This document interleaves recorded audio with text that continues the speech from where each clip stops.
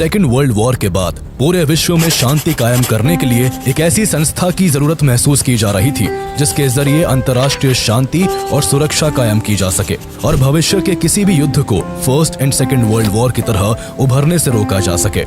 इसी उद्देश्य के साथ 24 अक्टूबर 1945 को यूनाइटेड नेशंस अस्तित्व में आता है, जिसकी सिक्योरिटी काउंसिल में सेकेंड वर्ल्ड वॉर के 5 विजेता देश शामिल होते हैं, जिनमें अमेरिका, यूएसएसआर, ब्रिटेन, फ्रांस और द रिपब्लिक ऑफ चाइना शामिल थे। इन 5 देशों को खास प्रकार की शक्तियां दी गई थी, जिसका इस्तेमाल कर इनमें से कोई एक देश किसी भी रेजोल्यूशन को रुकवा सकता था, फिर चाहे बाकी के 4 देश उस रेजोल्यूशन के पक्ष में ही क्यों ना हो। इस खास ताकत को वीटो पावर कहा जाता है, जिसका इस्तेमाल इसमें शामिल सभी 5 देशों ने अपने अपने फायदे के लिए कई बार किया। लेकिन 1945 के चाइनीज सिविल वॉर और फिर 1950 के कोरियन वॉर में कम्युनिस्टों की बढ़ती ताकत से अमेरिका परेशान हो चुका था। इसलिए अमेरिका अपने 2 करीबी देश ब्रिटेन और फ्रांस के साथ मिलकर चाइना को सिक्योरिटी काउंसिल से बाहर निकालकर उसकी जगह भारत को शामिल करना चाहता था, जिसे जवाहरलाल नेहरू ठुकरा देते हैं। इसके 5 साल बाद यही प्रपोजल 1955 में सोवियत यूनियन नेहरू को देता है, लेकिन इस बार भी यूएनएससी जैसी ताकतवर संस्था का सदस्य बनने का प्रस्ताव पंडित नेहरू अस्वीकार कर देते हैं। कहा जाता है कि दोनों ही बार नेहरू ने चाइना की दोस्ती के कारण ऐसा किया था, जिस वजह से भारत यूएनएससी जैसे पावरफुल और अंतर्राष्ट्रीय दृष्टिकोण से बेहद ही अहम वीटो पावर को पाते पाते रह गया। चलिए जानते हैं कि क्या सच में पंडित नेहरू ने एक नहीं बल्कि 2 बार यूएनएससी के परमानेंट मेंबर के प्रस्ताव को ठुकरा दिया था, या फिर सालों से किया जा रहा ये दावा केवल नेहरू को बदनाम करने के लिए किया जा रहा है।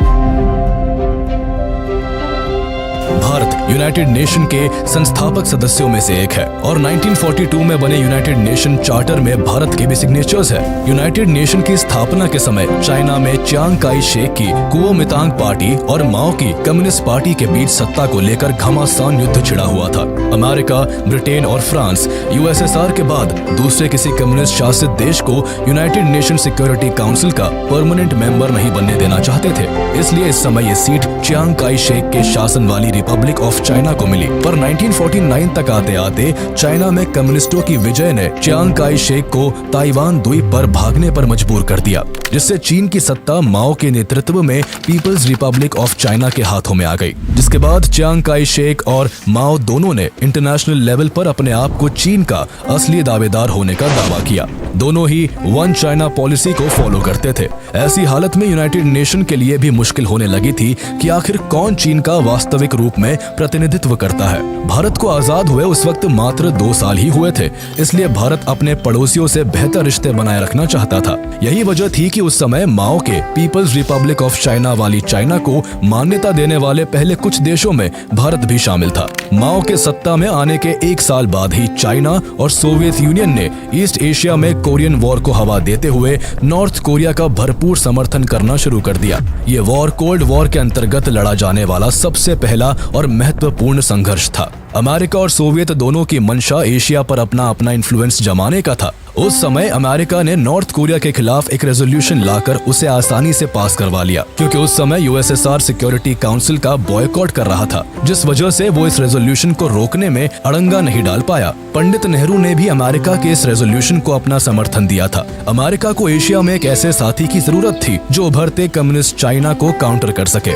दरअसल अमेरिका नहीं चाहता था कि दुनिया में यूएसएसआर के बाद चाइना एक मजबूत कम्युनिस्ट देश बनकर उभरे। ऐसे में उसकी मंशा हाल में ही अंग्रेजों के चंगुल से मुक्त हुए एशिया के एक और बड़े देश भारत पर थी। अमेरिका डेमोक्रेसी को सपोर्ट करता था और भारत भी उस समय डेमोक्रेटिक देश बनने की दहलीज पर था। ऐसे में अपने लिए बेहतर स्थिति को देखते हुए अमेरिका ने कोई ऑफिशियल प्रपोजल रखने से पहले बड़ी चालाकी से नेहरू जी के पास अनऑफिशियल प्रपोजल भेजा। 24 अगस्त 1950 को पंडित नेहरू को अपनी बहन विजय लक्ष्मी पंडित का एक पत्र मिला, जो कि उस समय अमेरिका में भारत की राजदूत थी। उन्होंने अपने भाई नेहरू को पत्र में लिखा कि अमेरिका रिपब्लिक ऑफ चाइना को हटाकर भारत को सिक्योरिटी काउंसिल में शामिल करवाना चाहता है। दरअसल विजय लक्ष्मी पंडित के आगे ये प्रपोजल उस समय अमेरिकी विदेश मंत्रालय के शांति वार्ता के प्रभारी जॉन फॉस्टर ड्यूलिस ने रखा था, जिसके जवाब में विजय लक्ष्मी पंडित ने इस मामले में अमेरिका को थोड़ा धीमा रुख अपनाने को कहा। दरअसल वो अपने भाई जवाहरलाल नेहरू के रुख से पूरी तरह अवगत थी, इसलिए उन्होंने उसी समय अमेरिकियों से कहा कि भारत उनके इस प्रस्ताव को शायद ही स्वीकार करेगा। उस समय जॉन फॉस्टर डलेस इस कदर एक्साइटेड थे कि उन्होंने इस मुद्दे पर एक इन्फ्लुएंशियल कॉलमनिस्ट मार्क्विस चाइल्ड्स को पब्लिक ओपिनियन बनाने को कहा था। लेकिन विजय लक्ष्मी ने जो सोचा और कहा था आखिर वही हुआ। 30 अगस्त 1950 को अपनी बहन के पत्र के जवाब में पंडित नेहरू ने लिखा कि वो चाइना की जगह इंडिया को यूएनएससी के परमानेंट मेंबर बनाने के प्रपोजल को एक्सेप्ट नहीं करेंगे, क्योंकि ऐसा करने से एक महान देश चाइना का सीधा सीधा अपमान होगा और चाइना के साथ भारत के रिश्ते बेहद खराब हो जाएंगे। उन्होंने आगे लिखा कि उनके इस रुख से अमेरिकी विदेश मंत्रालय जरूर नाराज होगा, परंतु वो इस प्रस्ताव को स्वीकार कर अपने पड़ोसियों से रिश्ता खराब नहीं कर सकते। जहां जवाहरलाल नेहरू चाइना के कॉस्ट पर भारत को सिक्योरिटी काउंसिल में शामिल नहीं करना चाहते थे, तो वही उस समय यूएसएसआर करीब 8 महीनों से यूनाइटेड नेशन में अमेरिकी दबदबे का विरोध करते हुए इसका बॉयकॉट कर रहा था, जिससे नेहरू को यह आशंका भी थी कि ऐसा करने पर यूएसएसआर यूनाइटेड नेशन को छोड़ सकता है और इस तरह यूएसएसआर का यूएन से बाहर होना और चाइना की जगह पर भारत का यूएनएससी का परमानेंट मेंबर बनना भारत को पड़ोसी देशों का दुश्मन बना सकता है। इसलिए नेहरू अपने फैसले पर डटे रहे और यूएनएससी सीट के प्रपोजल को स्वीकार नहीं किया। नेहरू के इस जवाब के बाद कोई भी बात आगे नहीं बढ़ पाई और भारत के हाथ से यूएनएससी में शामिल होने का मौका जाता रहा। उसी साल 1950 में सरदार पटेल ने जवाहरलाल नेहरू का चीन की तरफ बढ़ते झुकाव को देखते हुए उससे सावधान रहने के लिए कहा था। अपनी मृत्यु के 1 महीने पहले 7 नवंबर 1950 को देश के पहले गृह मंत्री सरदार वल्लभ भाई पटेल ने चीन के खतरे को लेकर नेहरू को आगाह करते हुए एक चिट्ठी में लिखा था कि भले ही भारत चीन को मित्र के तौर पर देखता है, लेकिन कम्युनिस्ट चीन की अपनी महत्वाकांक्षाएं और उद्देश्य है। पटेल ने यह भी लिखा कि हमें ध्यान रखना चाहिए कि तिब्बत के गायब होने के बाद अब चीन हमारे दरवाजे तक पहुंच गया है, लेकिन अपने अंतर्राष्ट्रीय आदर्शवाद और कूटनीतिक समझ के सामने पंडित नेहरू ने पटेल की सलाह को कोई खास अहमियत नहीं दी। कांग्रेस नेता और संयुक्त राष्ट्र में अंडर सेक्रेटरी जनरल रहे शशि थरूर ने नेहरू पर अपनी किताब Nehru the invention of India में इस बात की चर्चा भी की है। इस किताब में उन्होंने लिखा है कि 1953 के आसपास भारत को यूएन के सिक्योरिटी काउंसिल में परमानेंट मेंबर बनने का प्रस्ताव मिला था, लेकिन उसे एक्सेप्ट नहीं किया गया। शशि थरूर के अनुसार भारतीय राजनयिकों ने ये फाइल देखी थी जिस पर नेहरू के इनकार का जिक्र था। थरूर के अनुसार नेहरू ने यूएन की सीट ताइवान के बाद चीन को देने की वकालत की थी। 1953 में अमेरिका ने साउथ एशिया के लिए मॉनरो डॉक्ट्रिन्स की परिकल्पना की थी, जिसके अनुसार अमेरिका इंडियन सबकॉन्टिनेंट से सोवियत यूनियन और चाइना के इन्फ्लुएंस को खत्म करना चाहता था, लेकिन जवाहरलाल नेहरू इससे सहमत नहीं थे और अमेरिका के इस प्रयास को खारिज कर दिया था। उस समय कोरियन वॉर में चाइना नॉर्थ कोरिया को खुलकर सपोर्ट कर रहा था, जिस कारण अमेरिका और चीन के रिश्ते में कड़वाहट आ चुकी थी। अमेरिका किसी भी कीमत पर चाइना के इन्फ्लुएंस को रोकना चाहता था और भारत को अपने पक्ष में करना चाहता था, लेकिन जवाहरलाल नेहरू विश्व शांति के समर्थक थे और दुनिया को जंग, आपसी नफरत, तनाव और भय से मुक्त देखना चाहते थे। जिस चाइना की दोस्ती के लिए भारत ने यूएन की मेंबरशिप को ठुकरा दिया था, वही चाइना हमेशा भारत के खिलाफ खड़ा रहा है। 2019 में पुलवामा हमले के बाद जैश ए मोहम्मद के सरगना मसूद अजहर को यूएन में जब भारत के कहने पर फ्रांस ने ग्लोबल टेररिस्ट डिक्लेयर करने का प्रस्ताव रखा, तब भी इसी चाइना ने चौथी बार अड़ंगा डालते हुए वीटो पावर का इस्तेमाल कर भारत की इस कोशिश को नाकाम कर दिया था। इस इंसिडेंट के बाद फिर से शशि थरूर की उसी किताब का हवाला देकर नेहरू को भाजपा नेताओं ने खूब कोसा। हालांकि विदेश नीति पर पकड़ रखने वाले कुछ लोगों का मानना है कि ऐसा नेहरू ने एशिया के देशों में एकजुटता लाने के लिए किया था, तो वही कुछ के अनुसार उन्होंने ऐसा चाइना के क्रूर शासक माओ जेडोंग को खुश रखने के लिए किया था। भारत को आजाद हुए कुछ ही साल हुए थे और भारत उस समय इतना स्ट्रांग नहीं था। पंडित नेहरू को डर था कि यूएनएससी में चीन की जगह भारत के लेने पर कहीं चाइना भारत पर आक्रमण ना कर दे।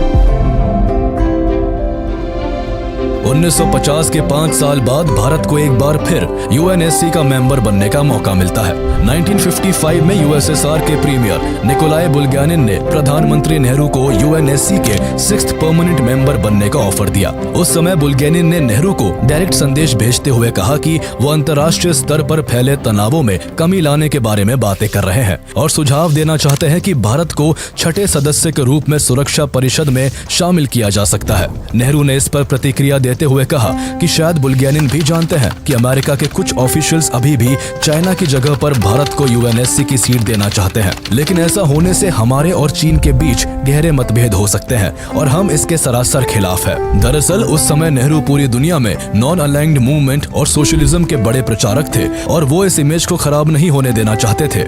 ऐसा होने पर उन्हें लगता था कि भारत के लिए मुश्किलें पैदा हो सकती है और इससे उन्हें खुद के आदर्शों के खिलाफ जाना पड़ेगा, जिससे वो दुनिया में विवाद का विषय बन सकते हैं। नेहरू के अनुसार यदि भारत को यूएनएससी में शामिल किया जाने पर विचार भी किया जाता तो सबसे पहले यूनाइटेड नेशन के चार्टर में अमेंडमेंट करने की आवश्यकता होती, जो उस समय करना संभव नहीं था। इसी तर्ज पर आगे नेहरू ने बुल्गेनिन से कहा कि हमारा मानना है कि ऐसा तब तक नहीं किया जाना चाहिए जब तक कि चीन के शामिल होने का मुद्दा हल ना हो जाए, और इसलिए हमें सबसे पहले चीन को प्रवेश दिलाने पर ध्यान देना चाहिए।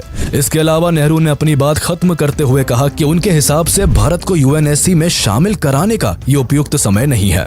नेहरू द्वारा रिजेक्ट किए गए इस ऑफर पर बुल्गेनिन ने उन्हें इसके लिए और पुश करना सही नहीं समझा, इसलिए उन्होंने नेहरू की राय को मानकर बात को आगे नहीं बढ़ाया। जवाहरलाल नेहरू के इस जवाब के बाद दूसरी बार भी भारत के हाथ से यूएनएससी के मेंबर बनने का मौका जाता रहा। इसके पीछे का कारण भी नेहरू का चीन के साथ अच्छा रिश्ता था।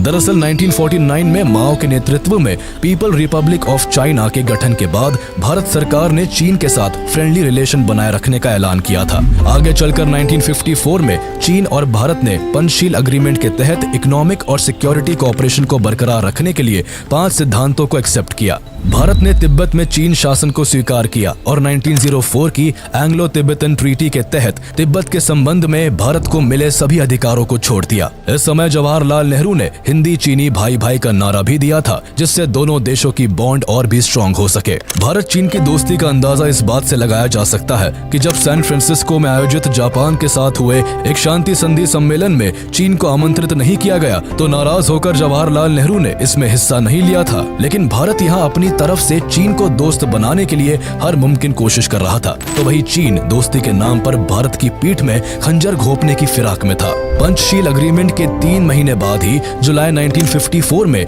चीन ने भारत के 1,20,000 स्क्वायर किलोमीटर क्षेत्र को अपने मैप में दिखाया। हालांकि नेहरू ने इस पर अपना विरोध जताते हुए इस मैप में संशोधन के लिए चाइना को मेमो दिया, जिसे बड़ी चालाकी से चीन ने मैप में एरर बताकर बात को टाल दिया। पंचशील अग्रीमेंट के बाद नेहरू चीन को भारत का सबसे करीबी दोस्त मानने लगे थे। यही वजह थी कि जब यूएसएसआर ने भारत को सिक्योरिटी काउंसिल में 6th मेंबर के रूप में शामिल करने की बात की तो नेहरू ने भारत से पहले चाइना को उसमें शामिल करने को कहा था। उस दौरान जहां पूरे भारत में नेहरू का यूएन की सीट को ठुकरा देने का मुद्दा गर्मा रहा था, तो वही 27 सितंबर 1955 को डॉक्टर जे.एन. पारेख के सवालों के जवाब में नेहरू ने संसद में कहा कि यूएन में सिक्योरिटी काउंसिल के स्थायी सदस्य बनने के लिए उन्हें फॉर्मल या अनऑफिशियल रूप से कोई भी प्रस्ताव नहीं मिला। उनका कहना था कि कुछ भ्रामक संदर्भों का हवाला देकर उन्हें गलत ठहराने की कोशिश की जा रही है। संयुक्त राष्ट्र में सिक्योरिटी काउंसिल का गठन यूएन चार्टर के तहत किया गया था और इसमें कुछ खास देशों को स्थायी सदस्यता मिली थी। चार्टर में बिना संशोधन के कोई बदलाव या कोई नया सदस्य नहीं बन सकता है। ऐसे में कोई सवाल ही नहीं उठता कि भारत को सीट देने की बात की गई और भारत ने लेने से इनकार कर दिया। नेहरू ने आगे कहा कि उनकी घोषित नीति है कि यूनाइटेड नेशंस में सदस्य बनने के लिए जो भी देश योग्य है उन सबको शामिल किया जाना चाहिए। हालांकि नेहरू ने भारत को यूएनएससी की परमानेंट सीट के ऑफर वाली बात को पार्लियामेंट में खारिज तो कर दिया था, लेकिन भारत को ऐसा प्रपोजल मिला था। इसके आज कई वैलिड सोर्सेज मौजूद है, जिसमें नेहरू द्वारा विजय लक्ष्मी पंडित को लिखा गया पत्र Nehru memorial museum and library में सुरक्षित रखा हुआ है। पंडित नेहरू यूएसएसआर और अमेरिका के बीच चल रहे कोल्ड वॉर में दोनों में से किसी के भी पक्ष में शामिल नहीं होना चाहते थे। इन सब में उनका तर्क था कि यदि भारत अमेरिका और यूएसएसआर के दिए ऑफर को एक्सेप्ट करता तो भारत को किसी एक गुट में शामिल हुआ माना जाता और इसके कॉन्सिक्वेंसेस के चलते भारत दोनों में से एक महाशक्ति का दुश्मन बन सकता था, जो कि कुछ समय पहले ही आजाद हुए भारत के लिए बिल्कुल भी ठीक नहीं था। उस समय भारत को अमेरिका और यूएसएसआर दोनों देशों से अपने विकास के लिए मदद की जरूरत थी। इसी कारण नेहरू नॉन अलाइन्ड मूवमेंट को पूरी दुनिया में प्रमोट कर रहे थे और भारत को यूएस और सोवियत के बीच न्यूट्रल रखना चाहते थे। लेकिन जवाहरलाल नेहरू सोशलिज्म के पक्के समर्थक थे, जबकि अमेरिका कैपिटलिज्म को बढ़ावा देता था। इसलिए उस समय नेहरू अमेरिका की पूंजीवादी नीतियों का खुलकर विरोध भी करते थे। कहीं न कहीं यही कारण था कि उन्होंने अमेरिका के यूएन वाले ऑफर को एक्सेप्ट नहीं किया था और साथ ही उन्हें ऐसा करने से 1949 में की गई चाइना से नई दोस्ती भी रोक रही थी। 1954 1954 के पंचशील एग्रीमेंट के बाद नेहरू को चीन की दोस्ती पर इस कदर भरोसा हो गया था कि वो चाहते थे कि सिक्योरिटी काउंसिल में भारत से पहले चीन को परमानेंट मेंबर बनाया जाए। इसलिए जब दूसरी बार यूएसएसआर की तरफ से ऑफर आया तो नेहरू ने भारत को इसके लिए तैयार न बताकर चाइना की पैरवी की थी। वक्त के साथ उन देशों की संख्या बढ़ती गई जिन्होंने माओ वाली पीपल रिपब्लिक ऑफ चाइना को मान्यता देना शुरू कर दिया, जिससे वर्ल्ड लेवल पर ताइवान खुद में सिमटता चला गया। आखिरकार 25 अक्टूबर 1971 को ताइवान यूनाइटेड नेशन के सिक्योरिटी काउंसिल से अपनी सीट गंवा बैठा और माओ की पीपल रिपब्लिक ऑफ चाइना को ताइवान की जगह पर यूएनएससी का परमानेंट मेंबर बना दिया गया। जवाहरलाल नेहरू द्वारा दो बार यूएनएससी में भारत के परमानेंट मेंबर बनने के प्रस्ताव को ठुकराना और चाइना की पैरवी करना भारत को बहुत भारी पड़ा। तब से लेकर अब तक चाइना ने कई बार भारत को सीधे तौर पर नुकसान पहुंचाया है और भारत के खिलाफ काम किया है। अमेरिकी ऑफर को ठुकराने के 12 साल बाद भी 1962 में चाइना ने भारत पर आक्रमण करके नेहरू की दोस्ती पर भी पानी फेर दिया। 1962 की इंडो चाइना वॉर बस शुरुआत थी। उसके बाद से चीन ने कई बार भारत को नुकसान पहुंचाया है, चाहे भारत की आधिकारिक जमीन को हड़पने की कोशिश हो या फिर यूएन में भारत के खिलाफ फैसले लेना हो। जिस चीन की भारत ने तरफदारी की थी वही चीन आज भी भारत के खिलाफ साजिश कर रहा है। भारत ने यूएनएससी की सीट गंवाकर कितना बड़ा नुकसान किया, इसकी और भी कई मिसालें हैं। जैसे 1971 में पाकिस्तान के साथ युद्ध में भारत से गुस्साए अमेरिका ने सिक्योरिटी काउंसिल में भारत के खिलाफ कई रेजोल्यूशन पास करने की कोशिश की थी। हालांकि उसे यूएसएसआर ने वीटो का इस्तेमाल कर खारिज करवा दिया था। लेकिन अगर भारत यूएनएससी का परमानेंट मेंबर होता तो वो खुद अपनी शक्तियों का इस्तेमाल कर सकता था और कश्मीर जैसे मुद्दे पर पाकिस्तान को आसानी से घेर सकता था। नेहरू के दृष्टिकोण से भारत भले ही 1955 में इसमें शामिल होने के लिए तैयार नहीं था, लेकिन आज भारत दुनिया का सबसे बड़ा डेमोक्रेटिक देश और वर्ल्ड की 5th लार्जेस्ट इकोनॉमी है, जो कि यूएनएससी का परमानेंट मेंबर बनने के लिए पूरी तरह से तैयार और हकदार भी है। आज के दिन भारत की इस दावेदारी को रशिया, अमेरिका, ब्रिटेन और फ्रांस भी